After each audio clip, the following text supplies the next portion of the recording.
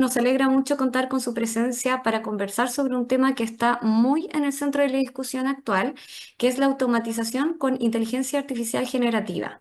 Más allá del hype y las promesas, queremos explorar con ustedes qué tan viable es esto en entornos productivos y cuándo sigue siendo fundamental el criterio humano. Para esto tenemos como invitado a Martín Mellado, CPO en Mitric, quien nos compartirá su experiencia y casos concretos donde la inteligencia artificial generativa ya está generando impacto. Así que gracias por acompañarnos hoy. Comentarles que después de la charla vamos a dar un espacio para que realicen sus preguntas, así que estén atentos y atentas. Bienvenidos y bienvenidas nuevamente y damos el paso a Martín Mellado para comenzar. Gracias, Muriel. Buenas tardes, todos y todas. Hoy día hablarles de algunos temas relacionados a la experiencia que he tenido en la implementación de la startup nuestra que se llama Mitric. Bueno, también soy profesor del programa MASI, el Magíster de Ciencia de Datos para la Innovación en la Universidad de Concepción. Y les voy a contar algunas cosas que hemos aprendido durante el último año en lo que es la automatización de Business Analytics para e-commerce, que es lo que estamos dedicados. Un poco de contexto. Bueno, ahora actualmente soy el co-founder de esta startup que empezamos en mayo del año pasado. Nosotros estamos incorporados en Estados Unidos como empresa y estamos basados allá en ese mercado, atendiendo principalmente agencias y empresas medianas que tienen e-commerce y necesitan automatizar esta tarea en lo que respecta al análisis de las distintas cosas que pasan dentro, como venta, inventario, entre otras cosas. ¿Ya? De formación soy ingeniero comercial. Eh, Después hice un máster en innovación y de alguna forma en mi carrera, hace como 9 años, me metí en temas de programación y un tema que me gustaba mucho y seguí en eso. Hasta el día de hoy trabajo en eso. A veces también participo en algunos proyectos de consultoría. La mayoría de las veces también tienen relación con plataformas y temas de inteligencia artificial. Pero el grueso de mi tiempo está dedicado a, bueno, a mi startup y a temas de programación principalmente. Eh, Nosotros en Mitric, un poco para contarles de contexto, hace un año partimos con un punto de vista, bueno, vimos que estaba este revuelo de la IA generativa que ya tenía al menos un año de desarrollo. Los modelos ya habían mejorado bastante, o sea, estamos hablando, cuando empezamos esto estamos hablando que ya estaba GPT-4, estaban los modelos de Anthropic, Claude, por ejemplo, Sonnet, para hacer código de buena calidad. Entonces, la verdad, nosotros empezamos esta startup en un contexto en el cual había un nivel de confianza bastante alto respecto a los modelos. Había un salto cuántico bastante grande en lo que podían hacer. Y bueno, y como han visto los que están metidos en esta industria, es que prácticamente todas las semanas salen nuevas versiones de modelos y uno puede decir, si el ritmo sigue así, probablemente en un par de años voy a tener un modelo que va a tener cierto nivel de precisión, ¿ya? Y en ese contexto, un amigo, que al principio de hecho éramos tres, después él se salió de la startup porque no tenía suficiente tiempo. eh, Nosotros nos enmarcamos en este contexto de hay gente que analiza las métricas de su negocio, por ejemplo el e-commerce, pero poder acceder a estas métricas es algo relativamente complejo. Ya en algunos casos hay hartas particularidades que hacen que esto sea difícil. Les voy a contar algunas de las hipótesis que teníamos y algunas cosas que hemos aprendido también en la marcha. Hicimos esta solución para dueños y administradores de e-commerce que necesitan tomar mejores decisiones y mantenerse al día de lo que pasa en su tienda, que en cualquier momento tú le puedes preguntar a tu tienda, oye, ¿qué está pasando con esto? Y te da la respuesta. ¿Ya? Emprendedores habilidosos que hacen muchas cosas por ellos mismos para poder llevar adelante su negocio. Como hoy en día también la tendencia es que uno está tomando hartas herramientas con IA y uno puede hacer hartas cosas que antiguamente probablemente se las delegaba a perfiles más técnicos. También saben cómo analizar su propio negocio y son competentes en análisis en general.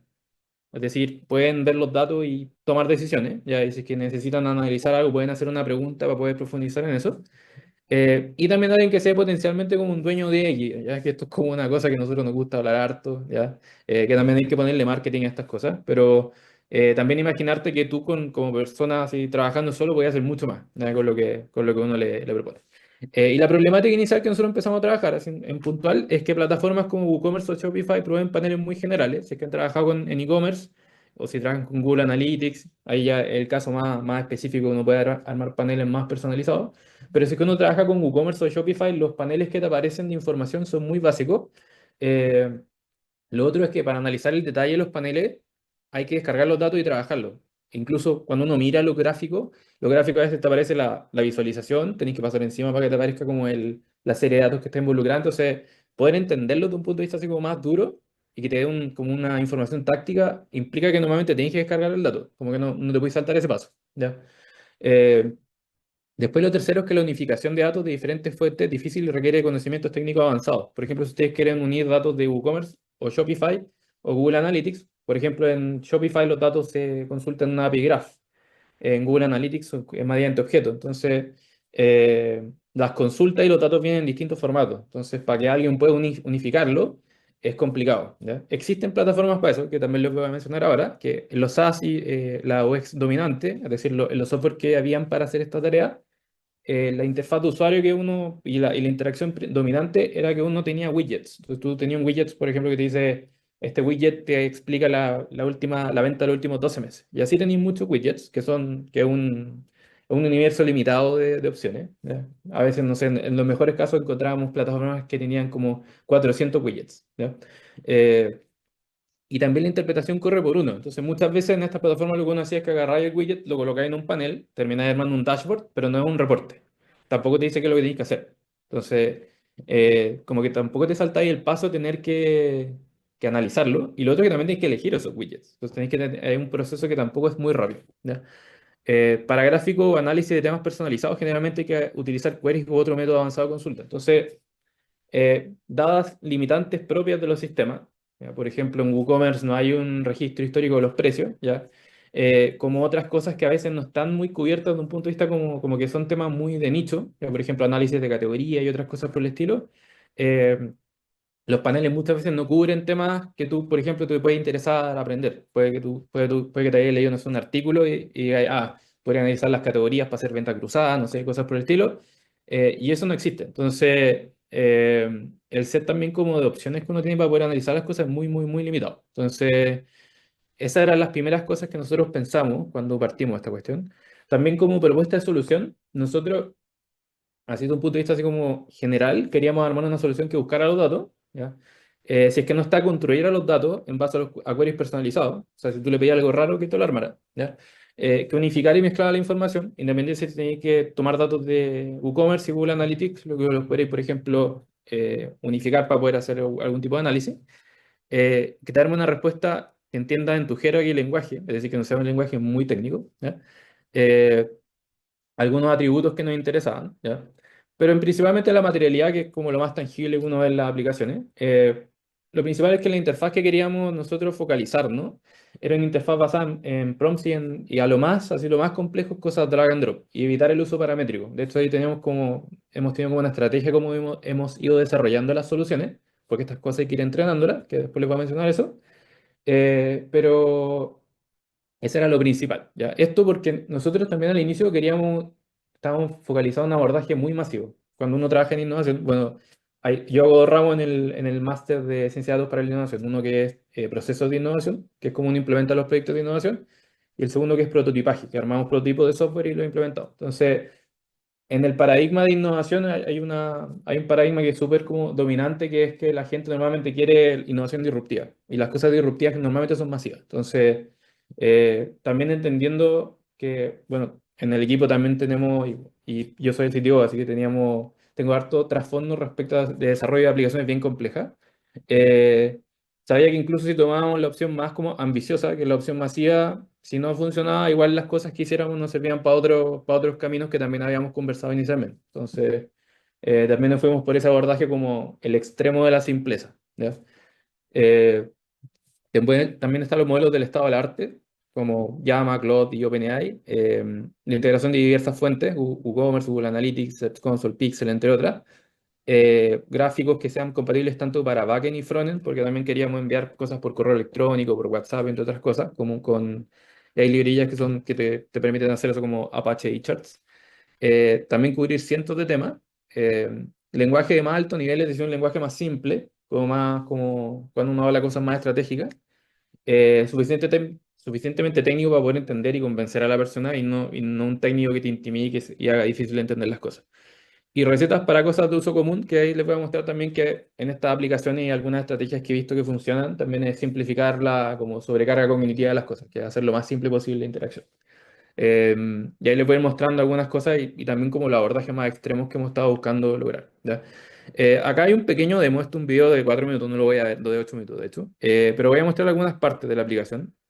Ya, nosotros lo que partimos desarrollando inicialmente fue un GPT, que tú le preguntas cualquier cosa y te arma el análisis, te arma los gráficos, los cruza, te muestra incluso la serie de datos que utiliza y te muestra como los insights de lo que sea que le pregunte. Entonces, ese primer feature para nosotros era importante porque lo primero que necesitábamos era que el motor, tú le pudieras preguntar algo y te lo respondiera. Ese era como el primer objetivo. Ya una pregunta simple te diera una respuesta específica y dirigida.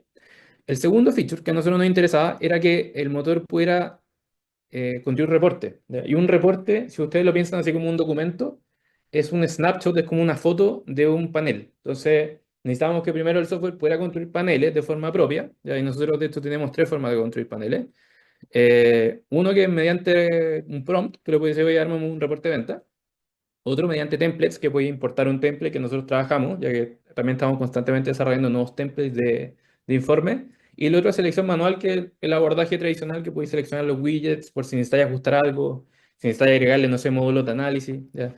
Y en simple lo que hace el software cuando uno ya le dice que arme un reporte. Espera un poco, por aquí está el demo. ¿Ya? Por ejemplo, en el caso del template, ¿ya? Empieza a importar los gráficos, a llamar las distintas fuentes de datos, y algunos de estos procesos, como por ejemplo acá abajo, están estos módulos que son los que hacen el análisis. Martín, ¿Sí? disculpa, no se ve lo que estás presentando. ¿No se ve el PowerPoint? No, sí, no se ve. A ver.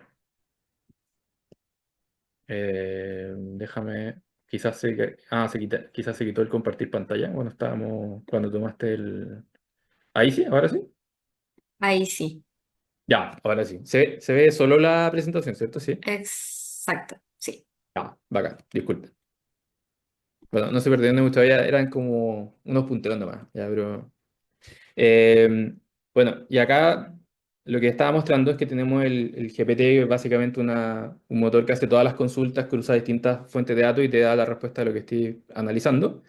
La segunda, que es un constructor de reportes, que nosotros tenemos tres mecanismos para poder construir los reportes. ¿Ya? Y el principal es ciertamente el vía prompt. ¿Ya? Y ahora les voy a explicar después cómo se logra eso para efectos de una interacción más o menos como monitoreada por un usuario. Pero básicamente lo que hace en la versión, por ejemplo, de template, que es más fácil ver cómo lo hace, porque la versión con prompt, como todo empieza a pasar por detrás, nosotros vamos mandando como por batches las distintas actualizaciones. Es decir, selecciono los gráficos, mando una actualización. Después controlo los paneles de análisis, mando otra actualización. ¿Ya? Pero en simple, se seleccionan los distintos análisis que se necesitan y posteriormente empieza a construir estos módulos de análisis. Que si ustedes lo piensan en un reporte, cuando ustedes tienen como un documento, ustedes tienen gráficos que podrían salir de un dashboard y ustedes si quieren hacer un análisis, supongamos de venta cruzada, probablemente van a querer algún análisis de producto, otros de venta por acá, y van a necesitar varios gráficos para alimentar ese bloque. Entonces lo que hace nuestro software es básicamente eso, selecciona los distintos gráficos que va a utilizar y después define estos bloques de análisis y después estos bloques dicen, en este bloque voy a ocupar estos dos gráficos, en este otro voy a ocupar estos cuatro gráficos, en este final de conclusión voy a ocupar las dos conclusiones previas y dos gráficos, y así trabaja. ¿Ya? Y eso tiene una complejidad, yo diría que media alta en algún sentido porque hay que tener hartos como procesos intermedios de procesamiento de datos. Después les voy a explicar un poco más de algunos de nuestros features para que más o menos entiendan como la complejidad y cómo uno después puede automatizar estas cosas. ¿Ya? Porque esta es la versión que uno está frente a la pantalla y lo hace. Y nosotros tenemos un último feature, eh, que es un conductor de agente, ya que ustedes pueden construir un agente y darle tareas. Ya ustedes pueden definir su rol, por ejemplo. Por acá está. Y el agente tiene un calendario. Ustedes pueden colocar una instrucción general de cómo quieren que se comporte, si que quieren definir algo en específico. Y posteriormente, ya, esto es lo que nosotros evitamos de un punto de vista interactivo, que son interfaces paramétricas, es como que se contradice con lo que les dije previamente. Pero esto es lo que nosotros hacemos para desarrollar la aplicación, que primero partimos con interfaces paramétricas y después todo lo pasamos a prompt. Entonces, primero entrenamos el modelo con lo que vemos que aparece en la experiencia de nuestros clientes y posteriormente dejamos que esto esté automatizado. Que ustedes le digan, no sé, me voy a armar una tarea que se corra todos los miércoles que realicen, no sé, o supongamos, todos los lunes en la mañana necesito que me hagan un análisis de venta de la venta de la semana pasada, ¿ya? Que es como quiero empezar la semana sabiendo qué pasó, así como el resumen del lunes al domingo, ¿ya? Eh, y que de esa forma nosotros después lo convertimos en esto, ya que es lo que están viendo acá en pantalla, que es selecciona cosas, ¿ya? Y esta era, de hecho, la primera iteración que nosotros tuvimos en el modelo de diseño de agentes con su evento. ¿Ya? Pero básicamente uno necesita definir una tarea, como se dan cuenta, definir cuándo corre la tarea, cada cuánto tiempo, si es que quieren correrla semanalmente, si es que quieren que se corra, no sé, los próximos 6 meses, ¿ya? Y así sucesivamente, dependiendo de lo que estén haciendo, porque puede que necesiten una gente que trabaje de forma súper intensa, así que, no sé, 2 veces al día te mande un reporte de inventarios, también se puede hacer. Entonces, una vez que la tarea está diseñada, ahí después te ajusta efectivamente el calendario, empiezan a correr estas tareas, ahí como que se generan los slots de las cosas que hay trabajando, eh, y posteriormente lo que hace es que efectivamente empieza a trabajar las tareas que necesita hacer y bueno, las ejecuta. Y las tareas que hoy día podemos desarrollar nosotros son dos, no solamente que hacer consulta, o sea, que te responda algo particular que le pida que haga, o que darme estas ideas más complejas que me gusta decir a mí, que son los reportes, que son estos conglomerados de cosas. Y ahí, como pueden ver, aparecen todas las consultas que está haciendo en el momento y todos los datasets que tiene disponibles. ¿Ya? Eh, Hay cierto nivel de complejidad de hacer estas cosas. Ahí les voy a explicar por qué. ¿Ya? Eh, y también explicar lo que vamos a estar haciendo este año, que nosotros, bueno, tenemos ahí todo un roadmap de trabajo, pero les voy a también explicar por qué el orden que hemos seguido del desarrollo y hacia dónde estamos dirigiéndonos, al menos lo que queremos lograr, ya porque no sé si lo vamos a lograr. ¿Ya? Nosotros tenemos la confianza como cualquier emprendedor, pero ahí también voy a ser súper sincero respecto a la limitante y más adelante les voy a explicar dónde están los cuellos de botella en esta cuestión y dónde es difícil. ¿Ya? Y cosas que ni siquiera, por ejemplo, OpenAI tiene resuelto. Entonces, hay hartos temas que la verdad son de muy alta complejidad. Nosotros partimos con con un GPT que trabajaba con WooCommerce. De hecho, elegimos WooCommerce porque habían algunas soluciones bien localizadas para Shopify, no muy profundas, pero Shopify tiene harta cobertura en Estados Unidos. Con WooCommerce también uno llega prácticamente a todo el planeta. De hecho, entre los dos tienen como el 90 y tanto por ciento del mercado, así que es como que con dos ya estáis bien. Igual cuando uno desarrolla estas funcionalidades, también pensáis así como matemáticamente las cosas. También una forma de buguear la forma con la cual nuestro sistema buscaba información, porque los primeros meses también nos demoramos harto en hacer todo el entrenamiento basal para que trabajara bien con WooCommerce. Y WooCommerce es complejo porque tiene muchas versiones, muchísimas versiones. Eh, Son como tantas versiones como existen de WordPress. Ya han tenido hartos cambios grandes de como arquitectura y hartos sitios que están como la antigua, en la versión nueva, entonces hay como que es complejo. Y también incluso la forma con la cual se implementa WooCommerce es muy distinta de sitio en sitio. Entonces a veces, no sé, cosas súper particulares, como que las bases de datos tienen prefijos en un sistema, en otro server tienen otro prefijo, entonces todas esas cosas hay que empezar a resolverlas para que tú puedas atender a WooCommerce. Entonces... los primeros meses fueron de eso, quebrarnos la cabeza, pues lograr el GPT. Igual tenía experiencia armando otros GPTs para otras corporaciones, por ejemplo, he trabajado con Entel también en eso. Eh, Así que tenía experiencia armando los GPTs, pero eh, no al nivel de complejidad esto que era bastante más complejo, aparte que queríamos tener los gráficos y todas esas cosas como en pantalla. Pero la idea del GPT era que ustedes puedan hacer una pregunta y que tengan una respuesta con la información que necesitaba. La segunda era el constructor de reporte, que es una idea mucho más compleja, o sea, son muchos gráficos, no un par de gráficos como el GPT, sino que y los tiene que unificar, organizar y como armarte como un hilo conductor en base a hartas cosas. ¿Ya? Eh, También hice una consola de gráficos, tenemos una consola con la cual nosotros diseñamos los gráficos porque hay hartas cosas que hay que ir diseñando y bueno, tampoco uno tiene todo el tiempo del mundo de estar diseñando cada cosa así como a mano. Así que tenemos ahí una consola que nos permite ir iterando los gráficos que vamos desarrollando para cada uno de nuestros widgets. Entonces, la verdad no es muy rápido armar widgets. También lo otro que nos interesó, que después les voy a explicar más adelante por qué es importante, es snapshots de data. Entonces, algunos datos, hay algunas plataformas que no los muestran, por ejemplo, los precios en WooCommerce. Entonces, si ustedes quieren hacer un análisis de precio en el tiempo, necesitan tener esa información almacenada porque no está almacenada en WooCommerce, no existe. Entonces, eh, cuando ustedes ya se integran, pueden tener la opción también de ir guardando algunas informaciones. O si es que quieren ir analizando algo de forma histórica, también nosotros podemos eventualmente hacerlo. Ahora tenemos la capacidad de poder almacenar esos datos y tener todos esos snapshots, pero ahí les voy a mencionar más adelante que poder hacer uso de eso es bien difícil, ¿ya? Desde un punto de vista como de las capacidades de los modelos hoy día. También armamos las plantillas de reportes para que la gente trabajara un poco más rápido. Y después nos metimos en el tema de los agentes, que era lo que nos interesaba. Que al final del día, nosotros empezamos Mitrix con la idea de que ustedes puedan tener un agente, que ustedes le puedan derivar tareas por WhatsApp, por correo electrónico, por donde sea, que idealmente casi no se metan a nuestra plataforma. O sea, que casi todo funcione de forma automática. Y a usted le llegan los reportes, le llega información y tengan como un canal directo con su tienda, básicamente. ¿Ya? Entonces, para eso nosotros efectivamente necesitamos un agente, ¿ya? Y un agente que trabaje solo, no un agente que uno esté observando. Entonces, después le voy a explicar eso cuando uno ve distintas aplicaciones de IA, ¿ya? Cómo uno hace esta diferenciación y dónde se pone difícil, porque hay partes que se ponen muy difíciles. Eh, y también el preprocesamiento avanzado, que ahí también le voy a hablar de algunas limitantes de los modelos. Y ahora este año nosotros estamos focalizados primero en hacer plantillas de agentes, como prototipos como de agentes, por así decirlo. Con roles particulares, analista, poder clonar quizás lo que hace un CAM, entre otros más. Tener canales directos para los agentes, con WhatsApp y correo electrónico, que hasta ahora uno interactúa directo en la plataforma. Manejo avanzado de memoria, fragmentos, revisión de muestras, entre otras cosas. Eso también se lo puedo explicar más en detalle. Envío de reportes estandarizados y programados a múltiples tiendas, porque también nos hemos dado cuenta que hay un valor agregado bastante significativo en cómo estandarizar las cosas, ¿ya? Que eso también es bien importante. Gamificación de los resultados del análisis, que hay algunas estrategias también de UX que tenemos en carpeta, que son cosas que creemos que puede que funcionen, no las hemos visto así como implementado en otras startups. Ejecución estricta de estrategia, también se lo voy a explicar.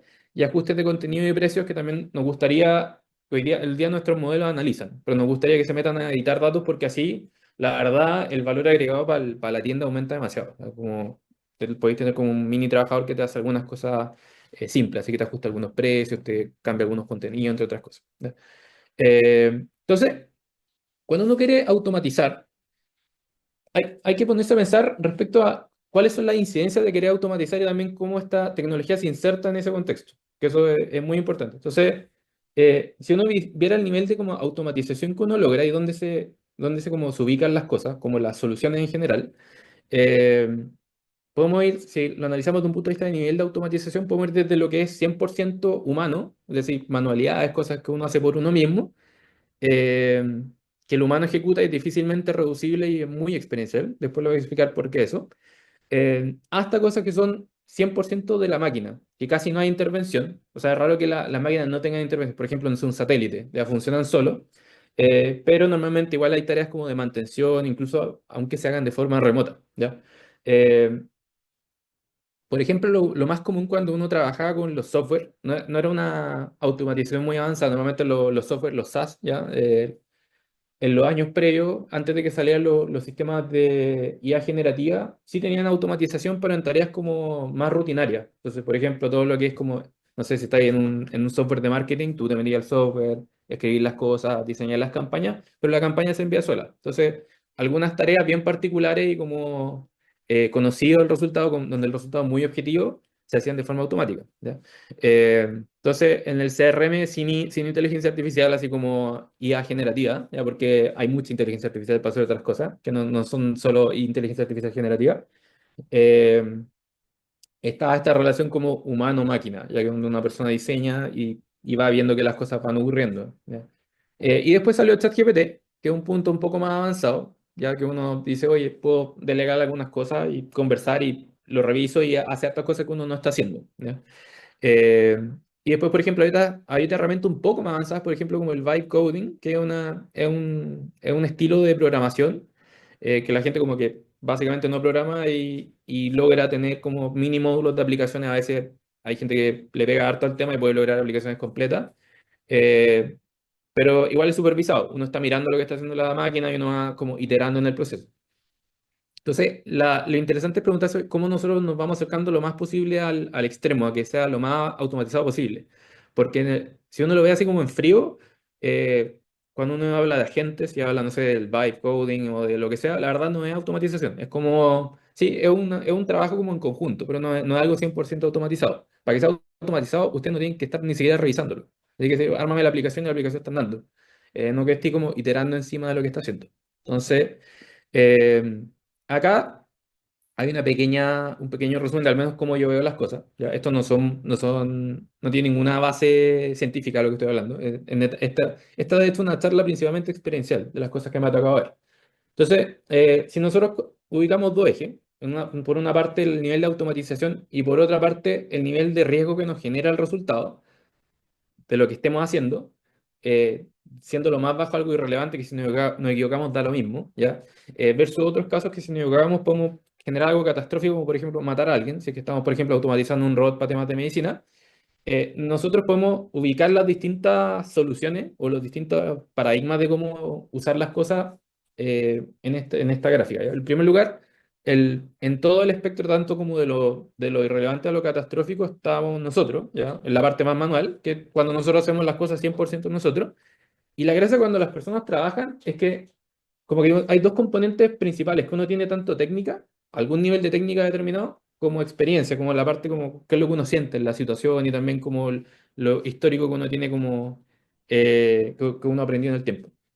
También en ese mismo espectro amplio de cosas está el SaaS como tradicional, que efectivamente cuando uno usaba el software tiene como hartas cosas. Hay cosas que uno la tiene que hacer y hay cosas que son súper automatizadas. Entonces, la verdad, están como dentro de todo el espectro y también uno normalmente en el software automatiza cosas que son o mundanas o también le coloca como mecanismos de seguridad cosas que son muy catastróficas, entre otros usos. Pero la verdad es que el software también tiene un espectro súper amplio de cómo se aplica.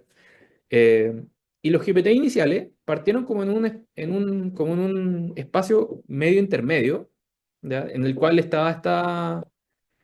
uno los puede usar para cosas tanto como de importancia media. Uno no lo va a cobrar para cosas catastróficas, ¿ya? Un GPT no le va a pedir que me ayude a hacer una cirugía hoy día, pero si uno le pide que te ayude en ciertas tareas que tienen cierto nivel de importancia, y eso ha ido aumentando, porque por hartas razones, ¿ya? Y los agentes actuales que hoy día ya no son GPT, ya no solo hablamos del chat GPT que uno conversa y te da la respuesta, sino que también tenemos agentes que hacen tareas, y tareas súper particulares. De hecho, hoy día también hace poco se lanzaron protocolos para que los distintos modelos se comuniquen en base a estas tareas particulares, ¿ya? ¿Y qué es lo que ha pasado? Ha aumentado el nivel de inteligencia, que esto se traduce en mayor complejidad, que lo que te muestran los benchmarks que te dicen, oye, ahora en matemática el modelo puede hacer más cosas, ¿ya? En más consistencia, que los resultados son menos erráticos, pero no son suficientemente como no erráticos como para que te permitan hacer de todo, que es un tema que lo voy a conversar más adelante. Hay muchas integraciones también, que eso también te ayuda harto en estos mercados, que mucha gente empieza a trabajar en esto, te desarrolla efectivamente soluciones. También son muy rápidos y ha bajado muchísimo el costo. O sea, de hecho, desde los primeros modelos de OpenAI ha bajado más del 99% el costo por token en los modelos así como en los más generales, ¿ya?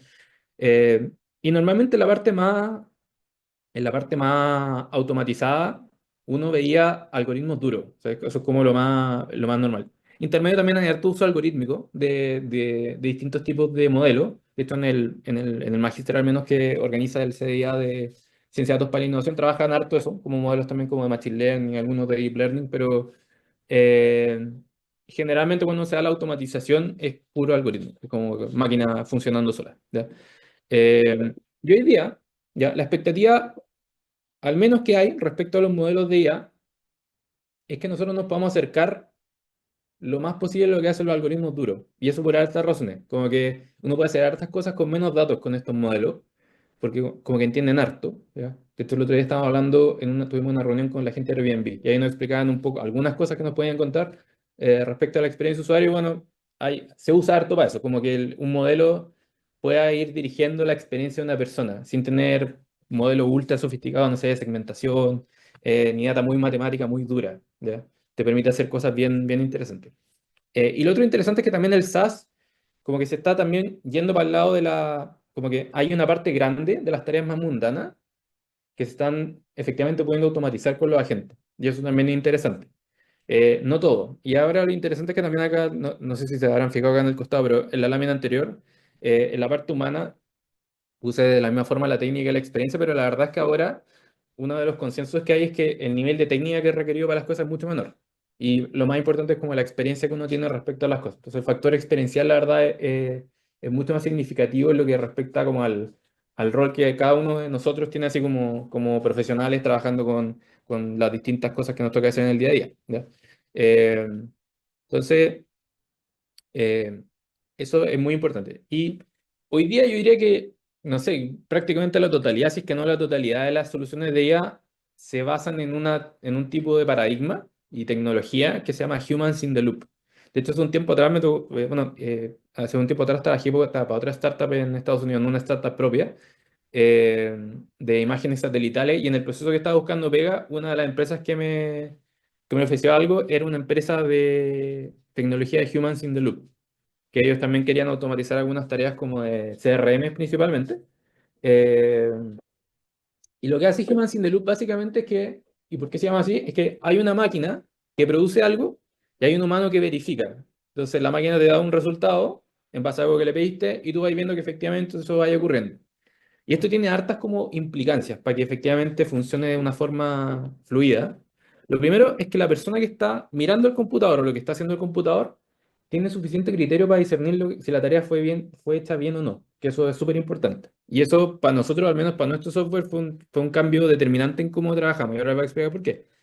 Y lo otro es que la persona puede ajustar el resultado para que tome la orientación correcta. Entonces, nosotros ahí tuvimos un problema, de hecho, en Mitric, que nosotros creíamos al inicio que si uno tiene un emprendedor o un dueño de un negocio, el dueño del negocio es como un mini Superman. Entonces, así al menos uno lo ve, que dice ya es súper competente porque les va bien, ¿ya?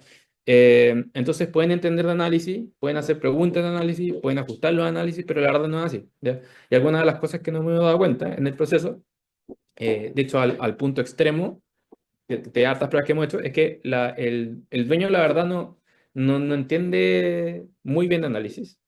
Lo segundo, tampoco tiene jerga de analista, entonces tampoco se le ocurren muchas cosas de qué analizar. Y si es que el software se equivocara, no tendría cómo darse cuenta que el software se equivocó. Y eso es un problema bien importante. Si uno lo piensa desde un punto de vista de automatización. Es decir, si incluso tengo un agente y el agente le da una recomendación, ¿cómo la persona sabe si la recomendación está correcta o no? Y esa es una pregunta que en otras aplicaciones, por ejemplo, como en ChatGPT, eso no pasa.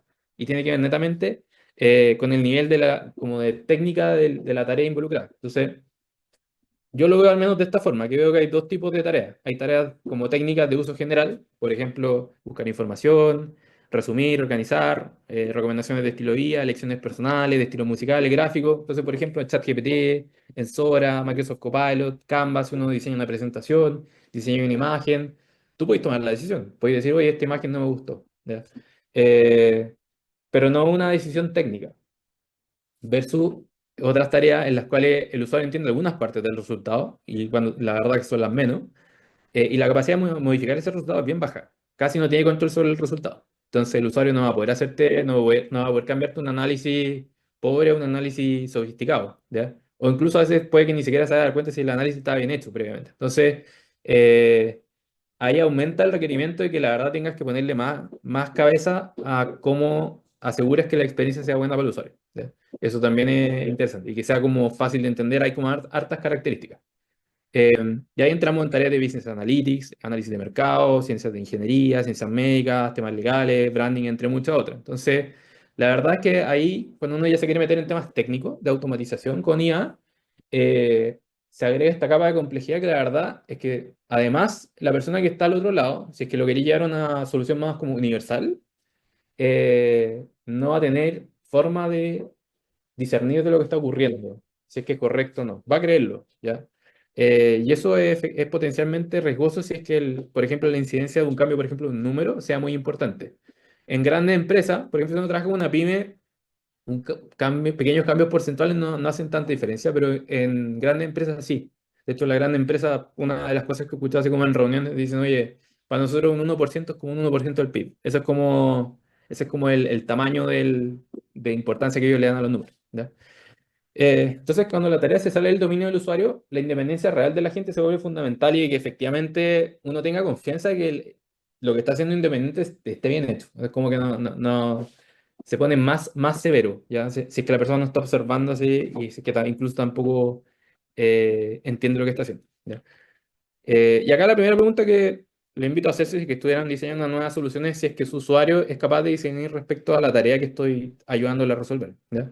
Eh, Hay estos temas que ayudan a que las aplicaciones funcionen bien. Yo creo que las cosas de base que uno le pasan te dan modelo, y ahí también uno tiene algunos motores de base vectoriales, que hay algunos que son súper buenos, por ejemplo, Quadrant, que es el que nosotros usamos, también lo ocupa OpenAI, es muy bueno.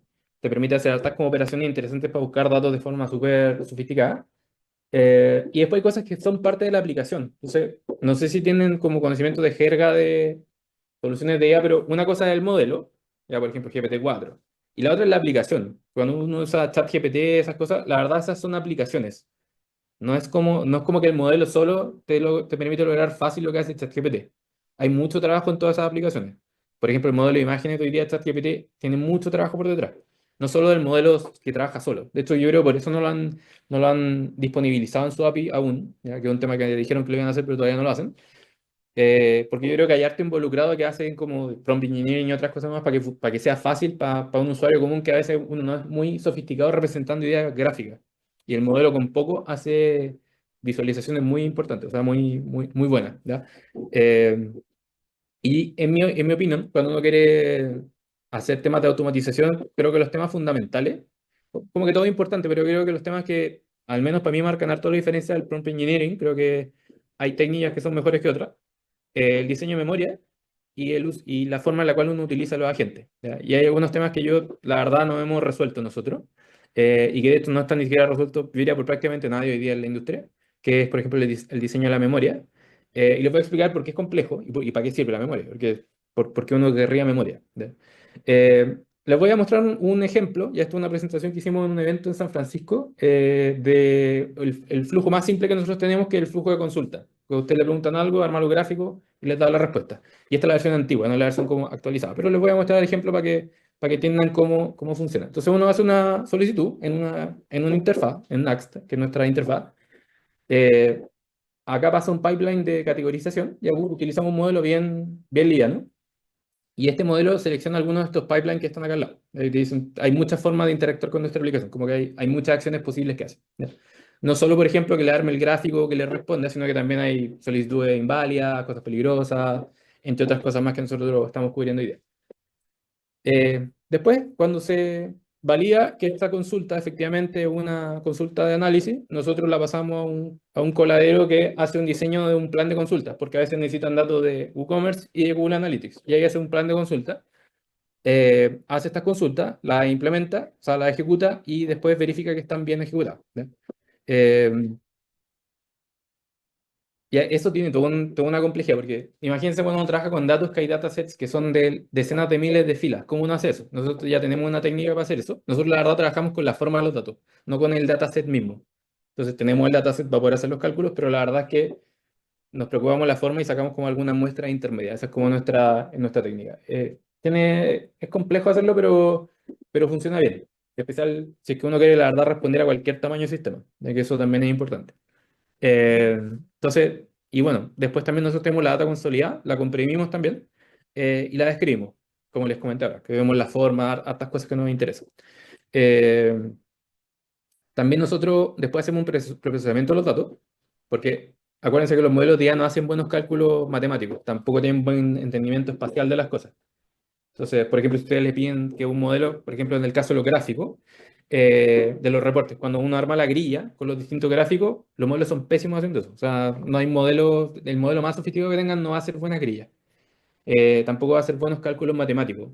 Como que se acercan a los cálculos, entonces te dicen, tu crecimiento de ventas fue un 13,8, pero la verdad fue un 14,2. Y ahí tenía ese rango de error, entonces la verdad no podí delegarle que haga esa tarea. Tenéis que poner un motor para que hagan, como que diseñen el cálculo. Y después lean el cálculo. Entonces, y después hay otros procesos que pasan en simultáneo, que es, por ejemplo, la generación de visualizaciones y la interpretación de los resultados. Ya que nosotros ya le damos los resultados así como frescos, con los cálculos que hizo, y con eso está la información interpretada. Y obviamente intermedio hay hartos como mecanismos de seguridad, para que esto pase de forma correcta, pero lo importante es que, bueno, y también hay hartos procesos que pasan de forma paralela porque, claro, si uno empieza a sumarle procesos de IA, empieza a acercarte con una respuesta que va a llegar en 10 15 segundos, ¿ya? Nosotros estamos en un rango como de 7 a 12 segundos de respuesta, con toda la animación y todas las cosas que va pasando, que es parecido a lo que hace Perplexity. Eh, pero eso es porque hoy día la tecnología es rápida. O sea, si lo hubiéramos hecho 2 años atrás, estaríamos en 30 y tantos, 40 y tantos segundos para una respuesta. Para una respuesta así en el chat. Entonces, eh, ni siquiera el constructor de reporte. Entonces, la verdad, es un proceso que diría que tiene cierto nivel de complejidad. Ahora les quiero explicar por qué es complejo y dónde uno le pone en la cabeza estas cosas cuando uno quiere que sea automático y sea consistente. Lo primero, la consulta de ejemplo es algo súper consistente porque uno da referencia y los modelos de búsqueda hoy día, si es que uno tiene bien diseñada esa base vectorial como de muestras, lo va a hacer de forma correcta. Nosotros tenemos una base de entrenamiento muy grande que hemos ido desarrollando en el tiempo, de cientos de temas que vamos viendo de e-commerce y nosotros cuando usted hace una consulta, nosotros le pedimos al modelo que haga distintas consultas que le permitan como responder el problema de forma diversa, cosa de que también tenga como cierto nivel de creatividad, pero que tenga todo lo que necesita para responder algo, ¿ya? O sea, si necesita datos de venta y de inventarios para responder lo que ustedes le dijeron, los va a buscar y los va a encontrar y va a tener ahí como buenas consultas bien hechas, ¿ya? Eh, y puede diseñar consultas propias en base a eso. Después viene la consulta de los datos, que también la consulta de los datos rara vez falla, y cuando falla, de hecho, nosotros tenemos también mecanismos para que lo ejecute de nuevo, que hace que la consulta sea un poco más lenta, pero es raro que pase. El preprocesamiento, ya, esto es inconsistente por varias razones. Piensen que si yo les digo que ustedes analicen algo y les paso tres fuentes de datos, la respuesta la mayoría de las veces no es una respuesta objetiva. No hay una forma de resolver ese problema. O sea, si yo les digo que, no sé, me digan por qué me está yendo bien en las ventas esta semana, eh, ya la pregunta se fue a la punta del cerro porque es una pregunta súper ambigua. ¿Por qué? Entonces uno podría, la verdad, hacer hartos cruces con distintas fuentes de información. Y eso hace que el preprocesamiento sea una tarea muy inconsistente, porque hay como mucha creatividad involucrada. Y también tiene que ver con qué tan inteligente quiere hacer el análisis del modelo. Uno le puede dar como directrices, por ejemplo, con las instrucciones que uno le da del sistema, pero, pero también, a pesar de que uno lee instrucciones, no hay una forma de analizar las cosas. Ese es el otro problema. Como que hay muchas formas de analizar las cosas. Hay muchos paradigmas, hay muchos métodos. O sea, si usted le dijeran a ChatGPT, dime 10 formas de analizar los datos desde un punto de vista como desde el alto nivel, te va a inventar metodologías de había y por haber para poder analizar las cosas. ¿Ya? Eh, entonces, hay muchas formas de explicar cualquier fenómeno, que ese es un problema, que hace que sea muy inconsistente. Después, el diseño de los gráficos también es inconsistente porque si uno lo piensa, graficar cosas, en especial, no considerando que tenéis un dataset, sino que tenéis muchos datasets. Cruzarlos para armar un gráfico, la verdad, puede armar muchos tipos de gráficos. Si ustedes no se trabajan no sé, con Excel, pueden ponerle un eje primario, un eje secundario, agregarle dos tipos de gráficos distintos para que se vea más bonito, sea más alusivo. Entonces, la verdad, el cómo y cuánto graficar tampoco es algo como fácilmente estandarizable, ¿ya? Entonces, el caso uno sería la pregunta, bueno, ¿uso solo un eje primario o uno secundario con multiestilo? ¿Ya? Y la pregunta, la verdad, cuando se la digáis al modelo, por mucho que le di la directriz, eh, y claro, tampoco lo queréis limitar tanto para que haga como buenos gráficos. Eso es el otro tema.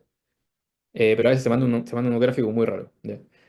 Eh, y eso porque no hay un tipo de gráfico suficiente, no, tampoco existe el concepto de que es un gráfico simple. Si yo le digo, oye, tienes que armar gráficos simples, y le pusiera eso en la instrucción, que es simple. Que eso también es el otro problema. No estoy dándole una directriz muy particular de cómo hacer las cosas. ¿Ya? Y si es que lo limito demasiado, claro, también pierdo la posibilidad de que pueda graficar muchas cosas. Entonces, como que hay que poner cosas sobre la balanza. Y les voy a decir cuáles son mis opiniones respecto a cómo lograr eso. Eh, y lo otro, el compilador de resultados de la estrategia, también es muy inconsistente, ¿ya? Porque ¿cómo yo le explico a ustedes las cosas, el resultado final? ¿Ya? También tenemos el mismo problema. Hay muchas formas de explicar la información. Entonces, no hay solo una forma de reportar. Entonces, esas son tareas que se vuelven inconsistentes, ¿ya? Y algunas estrategias que hemos visto nosotros, que acá ya estamos cerca del cierre de la charla. Lo primero es fragmentar el output en partes menores. En general, es mala práctica tirarle muchas cosas a que los modelos hagan. Si bien uno puede hacerlo y puede decirle que te separe las cosas con datos estructurados, en nuestra experiencia, al menos lo que hemos visto es que en la medida que tú más separas los procesos, mejor lo haces, ¿ya? Y de hecho, esto que vimos acá atrás, esto es lo que se llama una estrategia multiagente, que cada punto morado que está acá es un agente distinto. Entonces, esto nos permite que nosotros podamos tener como un nivel de control súper como granular en cada tarea. Entonces, ese es el primer tema, separar las tareas. Eso nos va a permitir como que el resultado sea muy consistente. Después, estandarizar el resultado estructurado, idealmente que la forma de entregar la respuesta a ustedes sea más estricta, ¿ya? Eso implica prompt engineering, ¿ya? También tener como muestras más estrictas de cómo trabajar las cosas, y lo principal es que le den los datos estructurados, ¿ya? Por ejemplo, los reportes con su alcance, layouts de diseño de los dashboards. Por ejemplo, nosotros no le decimos al modelo que diseñe un dashboard, le decimos, estos son los diseños de dashboard que tenemos, cámbiale los bloques. Eso, tenía estos bloques, cambia los bloques. Eso es como lo que nosotros hacemos, ¿ya? Y es una forma mucho más consistente de trabajar. Si uno quisiera proliferarlo, bueno, armaríamos un script probablemente que arme muchos layouts de reporte, eh, pero no haríamos que el modelo arme el reporte y lo organice, o sea, como que todo el layout. Entonces, esos son como atajos que uno hace, ¿ya? Después, hacer más fácil el rol para el usuario, eso también es muy importante. Como el UX orientado al cognitive offloading o reducir la sobrecarga cognitiva, que también se llama. En el diseño de interacciones, de hecho, hay toda una rama de esas cosas. ¿Qué tal plantillas de base, recetas con estrategia, formas de abordar las situaciones? ¿Ya? Por ejemplo, tener repositorios de widgets, de prompts. Por ejemplo, lo que hace Sora, que te da esta función de remix que tú puedes agarrar una foto y puedes remixearla con otra foto. Después les voy a mostrar esa cuestión para mostrar el ejemplo de, la verdad, se usan harto esa estrategia. Eh, y lo otro es trabajar en base a completar la estrategia, que es una de las cosas que no sé si se han fijado en los modelos que hacen como el Deep Research, por ejemplo, el de OpenAI, el modelo de Perplexity, te dan como una especie de estrategia que están cumpliendo y la van como chequeando. Eso es muy útil, ¿ya? Porque así hace que el modelo tampoco se te escape como que se te vaya para las cabras para el cerro, como dicen, ¿ya? Y estos modelos también hoy día también le colocan mecanismos para que puedan trabajar recursivamente. O sea, si tienen que alargar el flujo de trabajo, que lo hagan, pero siempre empiezan a definir como tareas que tienen que ir cumpliendo. Y eso es muy importante, ¿ya? Con esas cosas, la verdad, van a reducir harto como el comportamiento errático de los modelos. Y van a poder delegar de tareas con un nivel de confianza suficiente para hacer cosas que son importantes pero que no son críticas. Cosas críticas hoy día la tecnología no está ni cerca de ahí. O sea, es como que ni toquen cosas críticas con IA generativa, ¿ya? Si no se pueden echar a alguien. Y por ejemplo, no sé, en Sora, que es la plataforma de desarrollo de imágenes de OpenAI, uno puede abrir una imagen que alguien ya hizo y está la opción Remix, por ejemplo, que uno puede decirle, oye, le haces clic y le decís, cambia esto, o habla de esta forma. En vez de ese alce con esa persona que está ahí, hazme estas otras dos figuras con la misma, con el mismo estilo gráfico y te lo va a hacer. Entonces también hay como hartas estrategias que se utilizan desde un punto de vista de interacción del usuario, no solo como desde un punto de vista del pipeline de datos, ¿ya? Eh, pero a pesar de todas esas cosas, la verdad es que lograr un agente automático es un tema extremadamente complejo y al menos de lo que vemos nosotros y lo que viene, hay un espacio gigante y como una brecha gigante que aún no se puede cubrir, ¿ya? Y que tiene que ver principalmente con la memoria. Todos estos casos que están acá, que son casos que ocurren, por ejemplo, puede hacer el mismo análisis que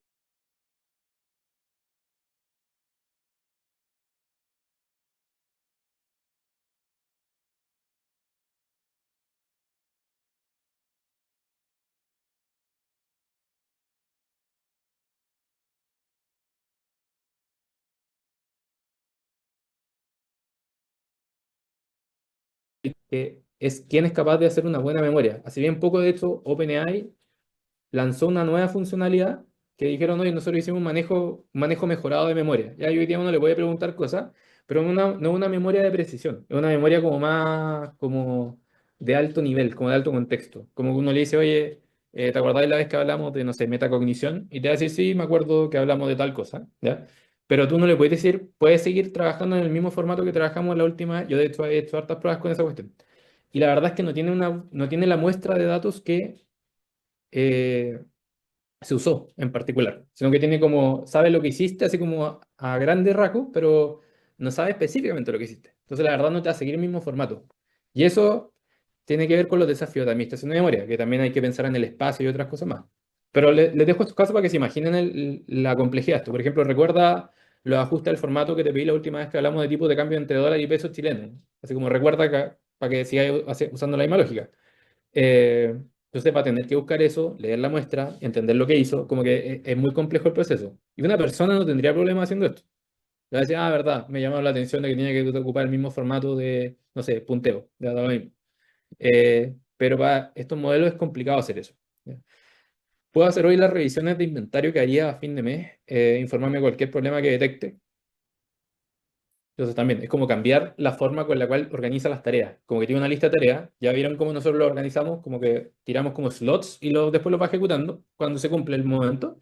Pero poder hacer eso, una gente que de verdad sea flexible, implicaría que podría ajustar todos esos slots y cambiarlos de lugar y como ajustar todo su flujo de trabajo, ¿ya? Poder resumir los resultados de análisis de ventas semanales del último mes, también implica que tendría que tomar, como tener noción de todo lo que hizo, ¿ya? De los análisis semanales, tomarlo y poder reutilizarlo, ¿ya? Nosotros en nuestro modelo, en el chat, sí tenemos forma de reutilizar los datos previos. De hecho, ya tenemos una forma con la cual usted le preguntan algo y tiene en su, como en el conjunto todos los datasets que tiene y los puede ir rellamando, como reinvocando para usarlo. ¿Ya?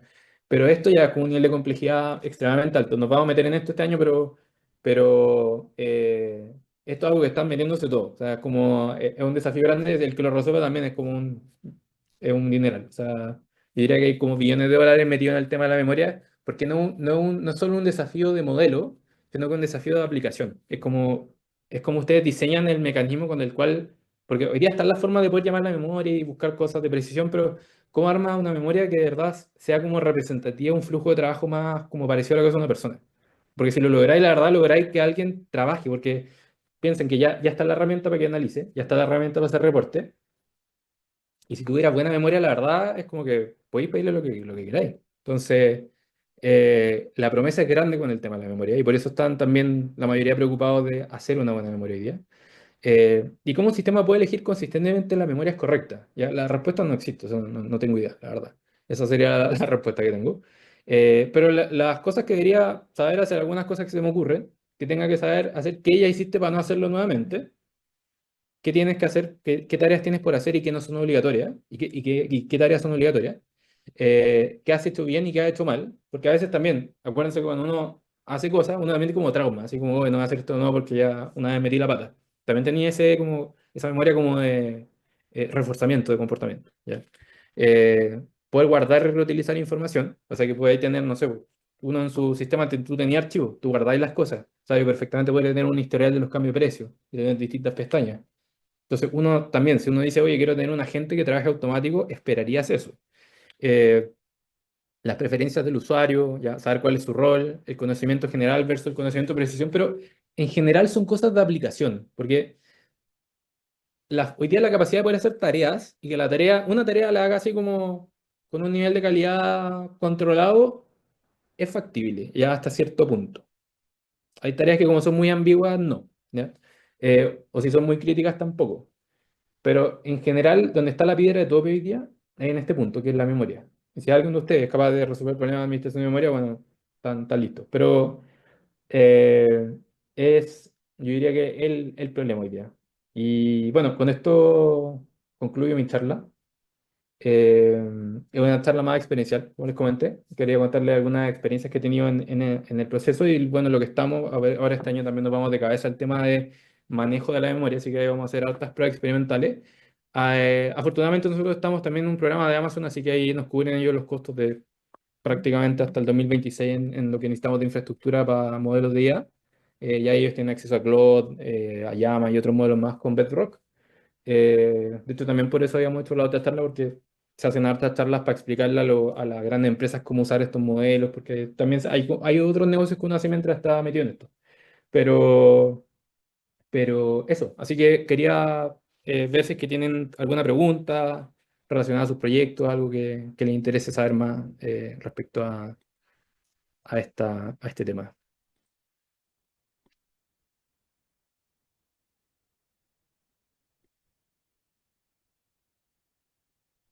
Hola, vamos a dar unos minutos por si alguien quiere